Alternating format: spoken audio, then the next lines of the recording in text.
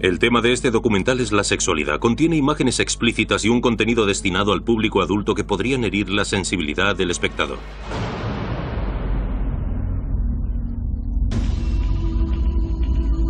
...24 de agosto del año 79 después de Cristo. El monte Vesubio, Italia, entra en erupción. En cuestión de horas, la ciudad próxima de Pompeya queda enterrada bajo la lava. Durante 1500 años, nadie se acordó de la ciudad, hasta que un descubrimiento casual llevó a una serie de excavaciones que revelaron imágenes aterradoras de las últimas y dolorosas horas de Pompeya. Emerge entonces una imagen nítida de la vida en la antigua Roma. Una de las claves de aquella época se mantuvo en secreto hasta ahora. Desde las tazas hasta las farolas de las calles, Pompeya rezumaba sexo.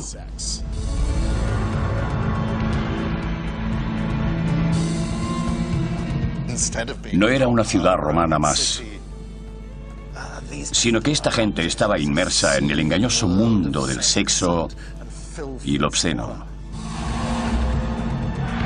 Hay pruebas nuevas de prostitución, orgías, clubes nocturnos, mujeres que vendían su cuerpo a hombres, hombres que se vendían a otros hombres y hombres que se vendían a mujeres. ¿Existía un mercado sexual oculto en Pompeya? De ser así, ¿quién lo controlaba? ¿Era Pompeya la ciudad del pecado o representa una cultura sexual común a todo el territorio imperial romano? Una idea hasta la fecha oculta y que desvelamos por primera vez aquí.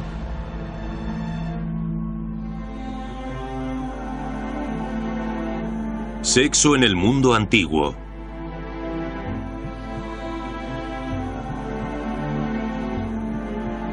Pompeya.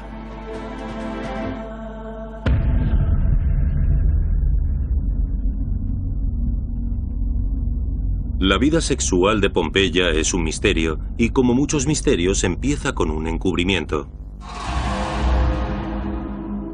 Aquí, en el Museo Arqueológico Nacional de Nápoles, hay una sala llamada Gabinete Secreto. Durante cientos de años, esta sala se mantuvo cerrada bajo llave. Contiene reliquias y obras de arte de la antigua Pompeya consideradas demasiado profanas para el público. ¿Qué podría ser tan alarmante?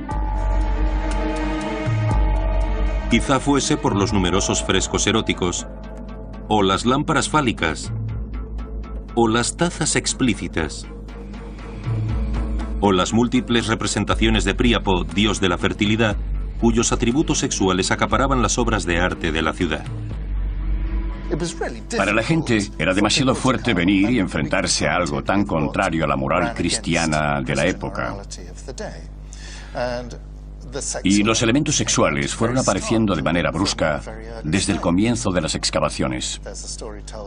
Hay una historia que cuenta que Carlos III estaba disfrutando de una jornada de campo con su corte cuando se encontraron una estatua al iniciar unas excavaciones.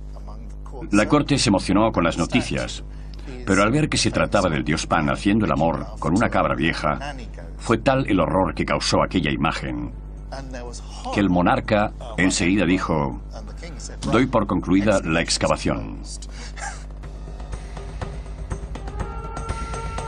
Incluso hoy en día los objetos sexuales de Pompeya provocan vergüenza y controversia. Y esto no es más que la punta del iceberg. Revelan un lado aún más llamativo de la ciudad. Cuanto más investigan los historiadores, más desconcertantes son los detalles que emergen sobre el elaborado sistema sexual de esta antigua ciudad. Hay pistas por todas partes, desde piedras falsas en calles públicas hasta grafitos grabados en las paredes de granito. Parecen revelar un mercado humano en decadencia, de perversión, prostitución y esclavitud sexual.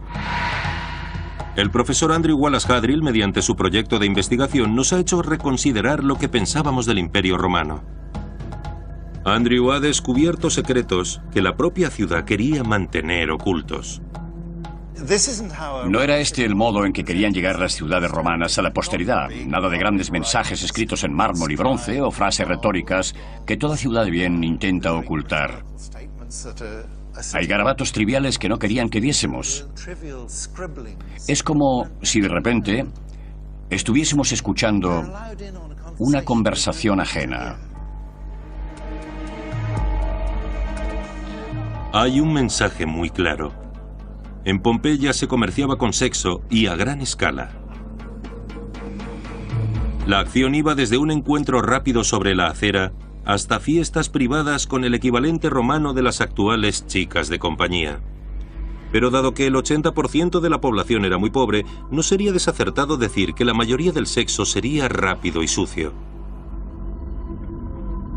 El profesor Thomas McGinn es toda una autoridad en la economía que rodeaba la prostitución en la antigua Roma.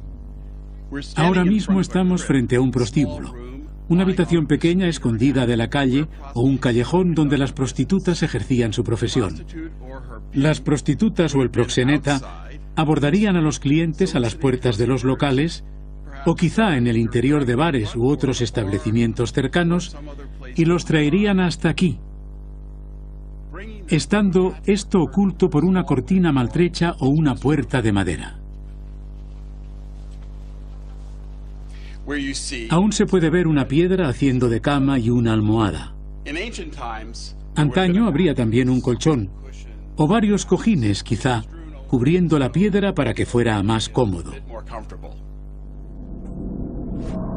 13 de esos prostíbulos se han identificado ya y se encuentran alrededor de 153 tabernas. Pero el de más renombre estaba aquí, en una de las calles principales del centro, cerca del foro y del mercado. Este era el Lupanar Grande, el burdel conocido más viejo del mundo. Es un dato importante no solo por la información que nos da acerca de Pompeya, sino también sobre la sexualidad en el mundo antiguo. Lupanar significa madriguera de lobas, una expresión romana para casa de prostitución. Cuando se descubrió en las excavaciones de 1862, las autoridades católicas ordenaron sellarlo de nuevo e incluso cubrieron los explícitos frescos con escayola. Unos tesoros que permanecieron ocultos al público hasta que se abrió definitivamente en el año 2006, tras una intensa renovación que incluyó también la restauración de los frescos y vigas que se habían quemado con la erupción de lava ocurrida hace 2000 años. No hay nada igual a esto en ningún otro sitio. El Lupanar supone una ventana hacia el pasado que antes solo podíamos imaginar. Es el único sitio del mundo en donde se puede ver, oler y tocar el lugar en que las prostitutas de antaño ejercían su profesión. Pero, ¿cómo sabemos que este edificio se usaba únicamente para el sexo? Se puede decir que hay tres maneras de identificar desde el principio de los tiempos la actividad sexual. La primera está relacionada con las imágenes pornográficas. Si hay cierta concentración de imágenes pornográficas, es probable que la prostitución estuviese presente. En segundo lugar, los grafitos eróticos. La cantidad de frases y palabras de esta naturaleza escritas en la pared es asombrosa. Y en tercer lugar, las estructuras. Si tienes una habitación que solo cuenta con una cama y aún así no está diseñada como dormitorio en sí, es muy probable que esté destinada a la venta de sexo. Lo sorprendente del Lupanar, el gran burdel de Pompeya, es que reúne en su interior las tres características de las que os hablo. Todos y cada uno de los detalles de este edificio revelan qué ocurría dentro. En la planta inferior hay 5 estancias pequeñas con camas de piedra, probablemente destinadas a los transeúntes que encontraban en la calle. Los clientes del burdel llegaban primero a este pasillo central, a donde daban las salas en que trabajaban las prostitutas. Este pasillo está decorado con una serie de paneles eróticos, pinturas que mostraban explícitamente diversas escenas sexuales. Al principio se pensaba que podrían actuar de menú para que el cliente eligiese qué quería. Según lo que prefiriese en el momento, entraría en una habitación u otra. Pero también es cierto que las pinturas tienen una segunda función, la persuasiva. Presentan fantasías sexuales. Camas ampliamente decoradas, almohadas, ropa de cama de una calidad muy superior a lo que encontrarían en un lugar como este, con camas de piedra y colchones de paja. Repito, las imágenes vendían fantasías sexuales, y en la habitación se ofrecía realidad. El burdel sobrevivía a base de vender las dos cosas. La característica segunda planta del lupanar presenta aún más misterios.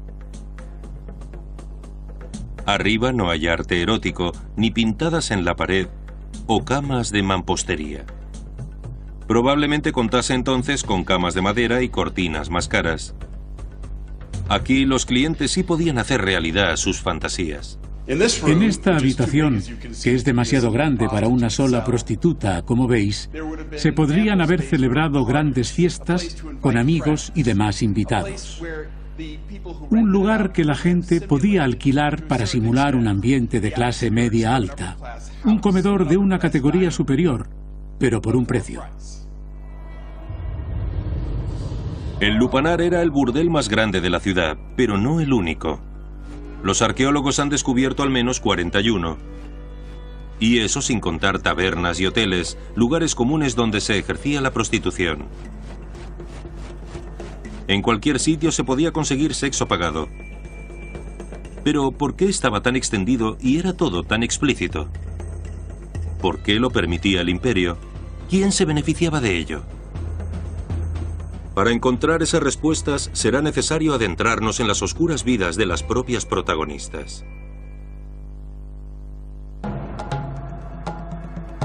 Durante siglos se mantuvieron ocultas las pruebas de la prostitución explícita en la ciudad de Pompeya. Ahora, los historiadores encajan las piezas del rompecabezas para contarnos cómo, dónde y por qué tenía lugar. En el corazón del misterio se encuentra el lupanar grande, el burdel más grande de la ciudad. Año 79 después de Cristo. El lupanar abre, como todos los días, durante 9 horas tras la salida del sol, que es por lo que las prostitutas recibían el nombre de nona hora, las chicas de las 9 horas. Como las demás prostitutas de la historia, estas también ejercían bajo nombres falsos. Conocemos algunos por las inscripciones en la pared de piedra del lupanar. Las llamaban Caladron, Casa, Fabia, Fortunata, Nica, Januaria y Mertis, que estaba especializada en sexo oral. También había prostitutos, hombres conocidos como luperci. En el lupanar había uno al que llamaban maratinos. Según los grafitos que se han encontrado, su especialidad era servir a mujeres vírgenes. Algunos de los luperci eran gladiadores que debían pluriemplearse. Los gladiadores no gozaban de un nivel social alto, pero durante el día eran las estrellas del deporte. Y se han encontrado pruebas de que las mujeres de élite de Roma contrataban con frecuencia sus servicios sexuales.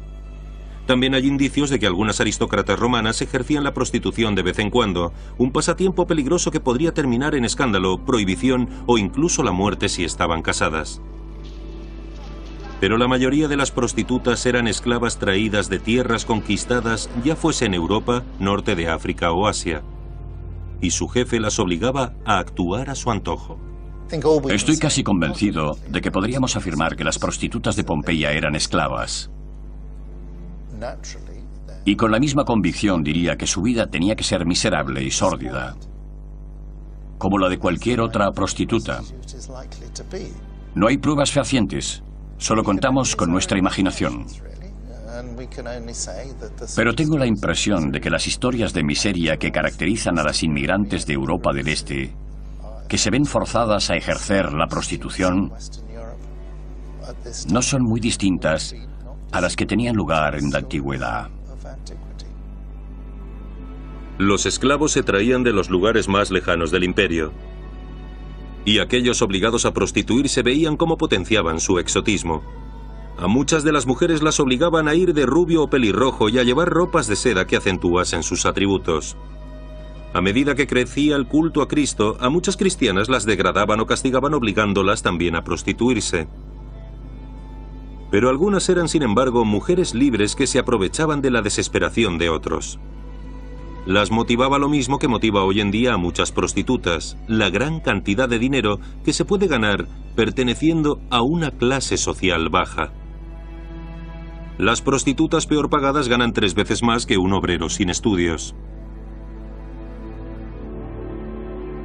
Pero tanto antes como ahora todo depende de la edad, la habilidad y el deseo que despierten. Las prostitutas con menos caché ganaban 2 monedas de cobre, el precio de una barra de pan, por lo que necesitaban muchos clientes si querían hacerse un sueldo. Aquellas con el caché más alto veían 2 clientes al día y cobraban mucho más, hasta 10 veces más. Los hombres, sin embargo, no recibían ni la mitad de lo que podría cobrar cualquier mujer. Las historias individuales de esta gente difieren bastante, pero como colectivo movían una economía muy potente.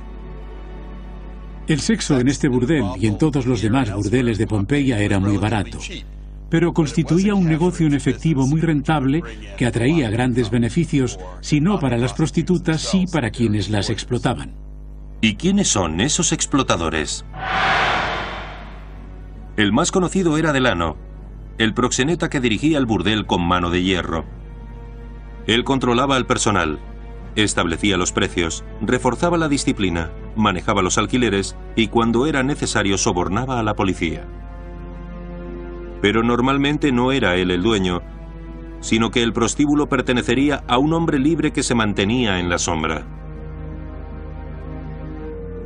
Los verdaderos dueños son miembros de las clases altas, incluso miembros de la nobleza. Los motiva únicamente el dinero que hacen con ese negocio. Gran parte de los dueños de las tierras basan su economía en la agricultura, que no suele dar más de un 6% de beneficio al año. La prostitución funciona con dinero en efectivo y el margen de ganancias es muy alto, sobre todo si quienes trabajan para ti son esclavos. Pero aunque sea un negocio rentable, no está bien visto por la sociedad. Por eso los dueños prefieren mantenerse a distancia, aunque esa distancia no supere un par de metros. Una inspección de las ruinas nos revela qué tipo de gente se ocultaba detrás del mercado sexual. Las pistas comienzan con una marca en el suelo. Aquí vemos un símbolo un tanto inusual, un falo grabado sobre el empedrado de la calle. Es un símbolo que entusiasma a los turistas y la historia nos dice que apunta a un burdel. Pero el burdel está a 2 calles de aquí. Es imposible. ¿Cómo iba a indicarnos que debíamos desplazarnos 2 calles más para encontrar el burdel? Tenía que referirse a esta misma casa. Una de las opciones es que sea simplemente un símbolo de buena suerte, porque los falos simbolizan la buena suerte. La otra opción es que indique que en esta casa se ejercía la prostitución. Vamos a ver qué hay dentro. Bien, esta casa cuenta con un lado respetable y uno menos decente, digamos. Esta es la zona del atrio. Acabamos de entrar de la calle principal, una de las más importantes, la Vía de la Abbondanza, y estamos frente al Impluvium, un espacio típico de las casas grandes de Roma, al que daban las distintas estancias de la misma. Aquí tenemos también algunas de las salas donde recibían a las visitas. En general responde al plano de una casa respetable de aquella época romana. Pero si seguimos hacia atrás, llegamos al lado más oscuro. Al final de este pasillo estrecho están los aposentos de los sirvientes, digamos. Seguramente esto fuese la cocina. Y nos encontramos con otro pasillo aún y una puerta pequeña. Aquí es donde encontramos las salas de las prostitutas. Es decir, el dueño de la gran mansión había montado un negocio en su propia casa. Hay 1, 2, allí otra, 3 salas, por lo menos en la parte trasera de su casa. Que además tiene una pequeña salida a la calle y escaleras. Probablemente también alquilase habitaciones, incluso en la parte de arriba. Aquí podría haber tranquilamente hasta 6 prostitutas. Este tipo, a escondidas, regentaba un prostíbulo. La reacción de aquellas clases altas ante el sexo privado y público es cuanto menos complicada, lo que da pistas sobre por qué había tanto mercado y tan explícito. Porque el sexo, tanto pagado como gratis, no se restringía al placer, sino que también significaba poder. Y con sexo y poder, lo siguiente era el libertinaje absoluto. Nuevas pruebas revelan que la ciudad perdida de Pompeya rezumaba sexo por todos lados, un mercado que implicaba a casi todas las capas sociales. Hemos visto qué sucedía en los burdeles y callejones oscuros destinados a clientes de clase trabajadora. Pero, ¿qué ocurría en las clases altas, la élite de la sociedad romana?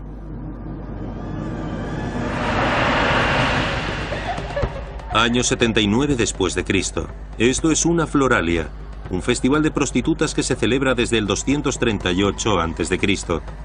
Se celebra en honor a Flora, una chica trabajadora que dejó su patrimonio a la gente de Roma para fundar un festejo anual que conmemorase su cumpleaños con una gran fiesta en las calles. El gran escritor cristiano Lactancio desaprobaba dicho festejo. Según él, las prostitutas importunaban a la muchedumbre, quitándose la ropa y realizando pantomimas a la vista de todos. Y así seguían hasta saciar a los desvergonzados espectadores. Para los hombres de clase alta y los moralistas, este tipo de representación era una vulgaridad.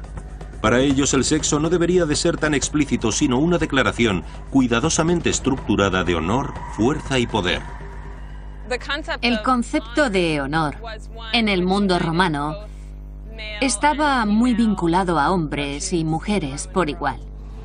Para los hombres, la virilidad combinaba la capacidad de derrochar fuerza por encima de las emociones propias, pero también usar esa fuerza para controlar a los demás. En la literatura romana se habla a menudo del sexo únicamente como expresión de fuerza, por la cual la persona que penetra sería la que tiene el control y ejerce dicha fuerza. Y la persona que es penetrada representa la pérdida del control, un estatus social más bajo. Las esposas eran inmunes a esta degradación porque su papel no era tanto sexual, sino social. El matrimonio se celebraba para conservar el estatus, aumentar la riqueza personal o fomentar alianzas políticas. El de familia en Roma era en realidad la madre, anfitriona y gerente del hogar. Raramente mantenían relaciones con su marido, y si tenían algún amante, más les valía ser discretas porque si las descubrían lo pagaban caro. El adulterio se asociaba casi exclusivamente a las mujeres que lo cometían, no a los hombres. Como el gran patriarca era el hombre, él tenía en su mano la autoridad suficiente para decidir sobre la vida y la muerte de su familia y podía ejercer ese poder para castigar a su mujer sin piedad si ésta le era infiel.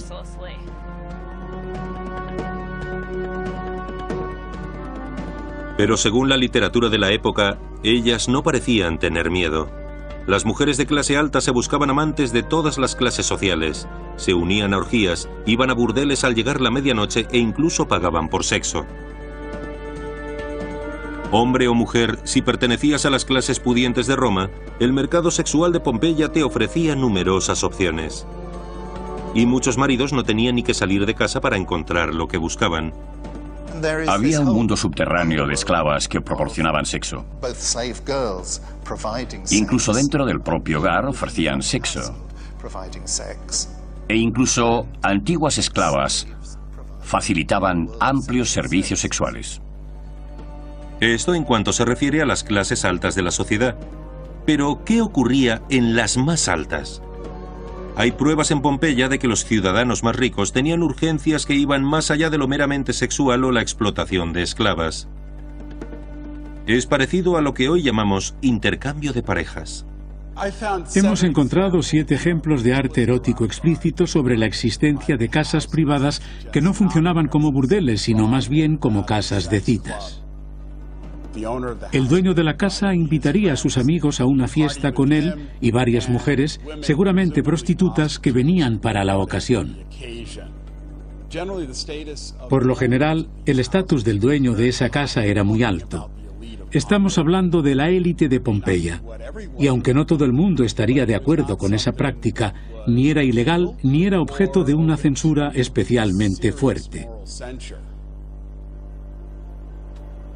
¿Y cómo diferenciamos un burdel propiamente dicho de un club de citas privado? Los historiadores buscan pistas como la accesibilidad. Cuanto más difícil es encontrar la habitación, más probable es que estuviera destinada al entretenimiento privado. Estamos ante la casa de uno de los más ricos del lugar, de alguien muy bien posicionado socialmente. Vemos el atrio doble, un magnífico jardín de estilo parisino, decoración de alto nivel por todos lados. No cabe duda de que esta casa pertenecía a alguien de la élite pompeyana, uno de los magistrados romanos, por ejemplo. Ahora dejamos atrás los grandes espacios abiertos, ese magnífico jardín, y nos adentramos en los pasillos interiores. Esta zona de la casa está mucho más aislada. Y si seguimos caminando, llegamos a una habitación más pequeña y apartada. Es como una anticámara. Fijaos en la decoración exquisita, a la altura del resto de la casa. Pero ahora llegamos a la sala más inesperada, la que contiene imágenes pornográficas. Es muy interesante porque este tipo de escenas son muy similares a las que encontramos en cualquier burdel, pero de una calidad muy superior. Es muy improbable que el dueño de la casa permitiese el uso de esta habitación como simple burdel, porque aunque pensáramos en términos económicos, ¿cuánto habrá gastado en decorar esto? ¿Cuántas clientes y prostitutas necesitaría para amortizar ese gasto? Fijaos en este fresco. Es Hércules rodeado de gente. Esta es la gente de Hércules. Y aquí hay dos pequeños Amorini, dos pequeños cupidos que dicen: vamos, Hércules, puedes hacerlo. Está en plena misión para cerrar sus 12 trabajos y decide descansar, con un poco de sexo. Exactamente lo mismo que hacía el dueño de esta casa: dejar a un lado la faceta pública, las responsabilidades y disfrutar. Esta era la sala del disfrute. Pero no solo para él, sino que tenemos aquí un ventanuco que indica que la gente estaba invitada a mirar y disfrutar del espectáculo, de contemplar qué ocurría en la sala privada del señor. Pero esta sala no estaba diseñada para el disfrute únicamente del señor de la casa. La literatura nos cuenta que a veces las esposas se unían a la fiesta y que las parejas celebraban orgías privadas para impresionar a sus invitados. El historiador Máximo se quejaba de una fiesta salvaje celebrada en el año 52 a.C. en casa de un gran terrateniente llamado Gemellus. Para buscar el favor de los magistrados locales, Gemellus trajo a casa a 2 mujeres nobles y un muchacho de buena cuna para que se unieran a la fiesta. En palabras de Máximo, los cuerpos obedecían desvergonzados, destinados a ser objeto de la lujuria y el alcohol. Pero lo que de verdad molestaba a Máximo no era el acto sexual en sí, sino la manera en que Gemellus utilizaba sus fiestas privadas para escalar en las capas sociales y políticas. Y precisamente podría ser esa la explicación a la fuerte actividad sexual de Pompeya, siempre ajena a las normas romanas. Era un instrumento de riqueza, una marca de poder y una herramienta para el avance personal. Todas las capas sociales de la sociedad romana usaban el sexo como moneda. Y si seguimos el rastro del dinero, seguramente lleguemos a donde no esperamos, como al propio emperador.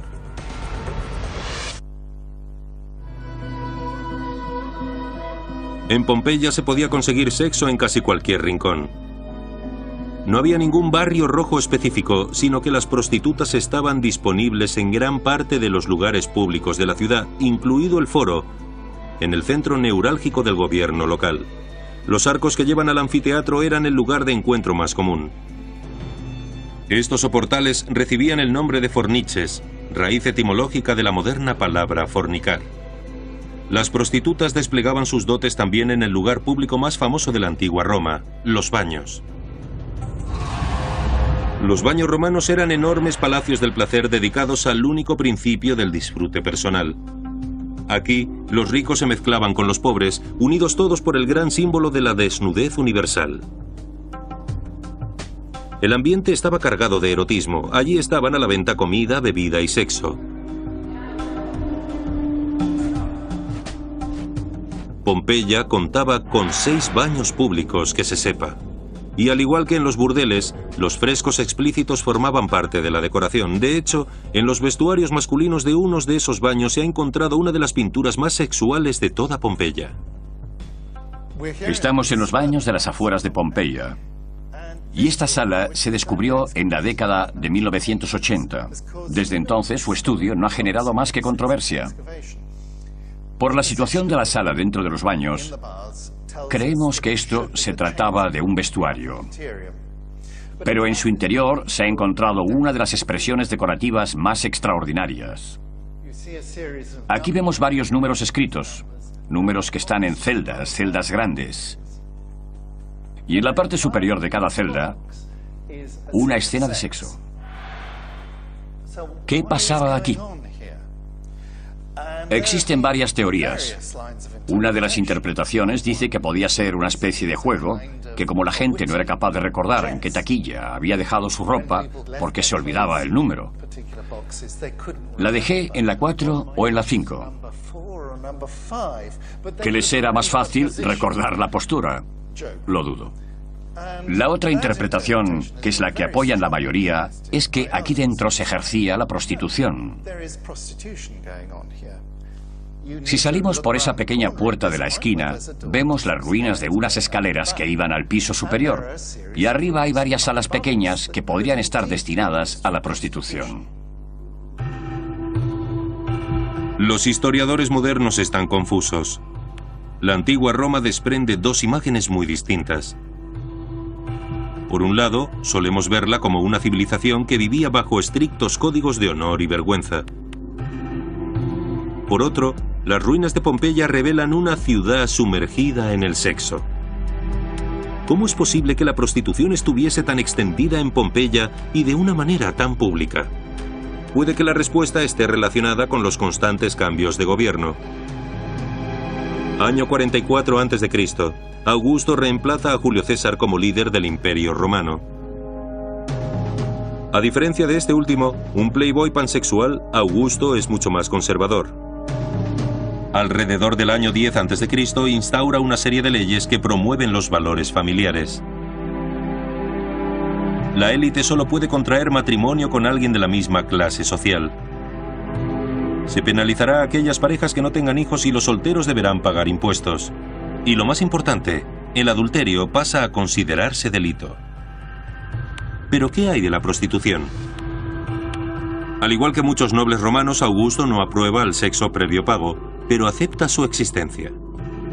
Seguramente estuviese de acuerdo con Catón el Viejo, que decía que es mejor que un hombre mantenga relaciones sexuales con una esclava o prostituta o incluso su esposa antes que hacerlo con otra noble casada. Por irónico que resulte, las leyes morales de Augusto no hicieron sino incrementar los ingresos de la prostitución en Pompeya. El sexo pagado y las relaciones con las esclavas del propio hogar se convirtieron en alternativas simples y legales ante el adulterio. Hay prostitutas, hay chicas esclavas, hay chicas que fueron esclavas. La oferta es muy amplia. Por favor, no lo arriesgues todo por ir tras una mujer casada. Vamos, que la prohibición del adulterio generó una necesidad aún mayor de prostitución. Lo que hizo la ley antiadulterio fue utilizar a las prostitutas para el bien común. Es decir, usarlas como herramienta de distracción ante los hombres y proteger así a las mujeres respetables. Las prostitutas serían la salvación de las mujeres casadas. Pero ahora, al estar penado el adulterio, era preciso identificar correctamente a las prostitutas. Por eso se inició un sistema de registro de las mismas. Por ley, las prostitutas tienen que registrarse ahora ante un burócrata llamado ideali. Este ideali apunta su nombre, edad, lugar de nacimiento y seudónimo y le expide una licencia. Una vez registrada ya nunca se borrará de la lista. Pero el registro exige también cumplir un estricto código de vestimenta. Las prostitutas no pueden vestirse como una mujer decente. Deberán llevar togas masculinas y les quedan prohibidos el color morado y las prendas estampadas. Tampoco pueden recogerse el pelo como las matronas romanas. Este sistema de registro no hace más que acentuar las diferencias sociales entre las prostitutas y el resto de la sociedad. Hay ciertas actividades que te convierten en infame ante la mirada de las clases nobles y te prohíben participar de la vida pública. Aparecer sobre un escenario, ser gladiador o estar relacionado con la prostitución. Al principio, el imperio se relacionó con el mercado sexual por razones morales, y después siguió haciéndolo por razones económicas. En el año 40 después de Cristo, el emperador Calígula impuso un impuesto federal a la prostitución, un impuesto que llenaba las arcas del emperador y el imperio. Precisamente por eso el florecimiento de la prostitución era ahora también beneficioso para el Estado. Pero todavía hay preguntas sin responder. ¿Fue esto lo que provocó la hipersexualización de Pompeya? ¿Acaso se les fue de las manos y acabó convirtiéndose en una ciudad famosa por su pecado y sus excesos? ¿Era Pompeya la capital imperial del sexo? ¿O había en territorio romano otra ciudad aún más extrema?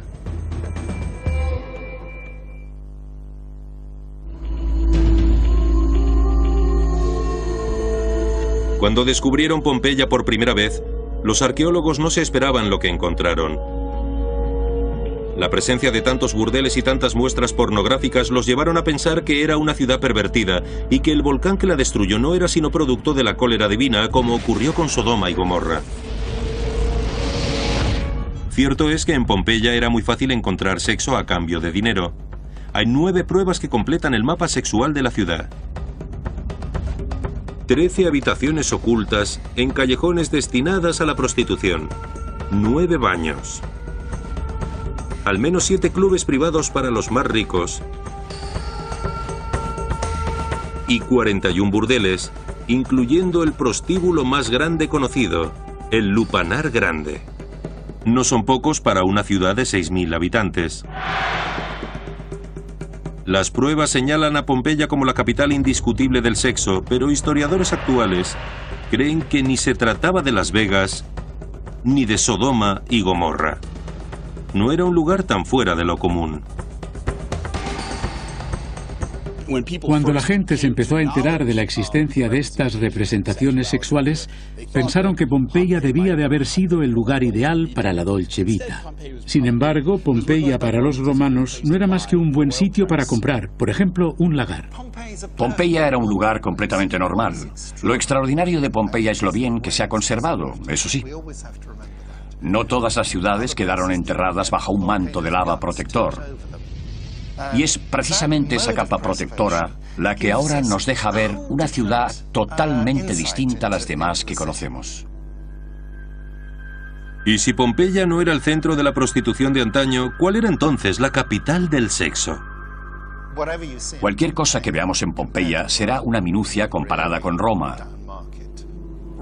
Roma era el centro del imperio, el centro de la riqueza, el centro del poder y por lo tanto el centro del sexo. Si echamos un primer vistazo sobre Roma, parece que la prostitución no estaba tan presente como en Pompeya. Las pruebas físicas que han sobrevivido al tiempo nos revelan menos burdeles y menos prostitutas registradas. Pero según los historiadores, la prostitución estaba igual de extendida. De hecho, la falta de pruebas físicas en Roma es lo que desvela el último capítulo de la historia de Pompeya. Pompeya se adelantó a Roma, pero es luego la capital la que toma el testigo de Pompeya.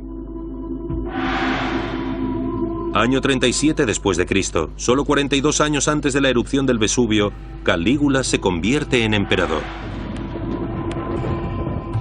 Él establece unos estándares de depravación que pocos han igualado en los casi 2000 años que han pasado desde entonces. Lo fascinan la corrupción y la transgresión sexual.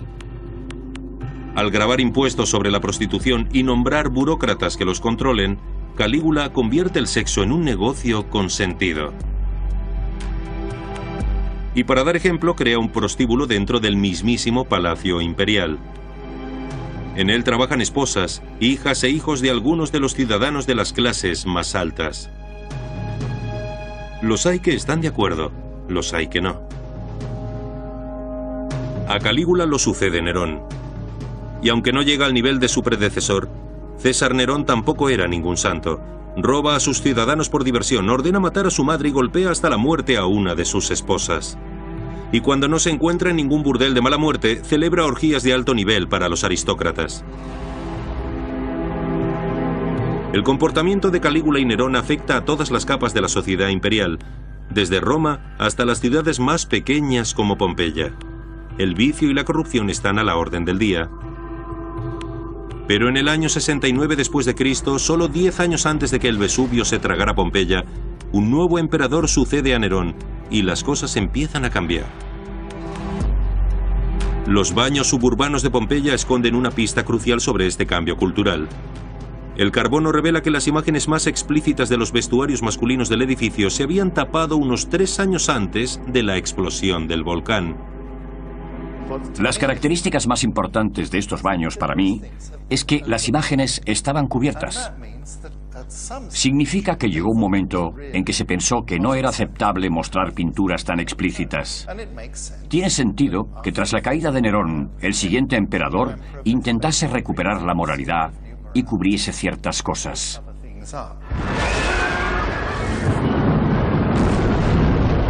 El cambio conservador que sacudía Roma empezaba a surtir efecto en Pompeya cuando el volcán congeló la ciudad. Fue un momento crucial. La historia se detiene justo al finalizar la época más decadente de Roma. La atmósfera sexual que reinaba en Pompeya por aquel entonces era normal para su tiempo.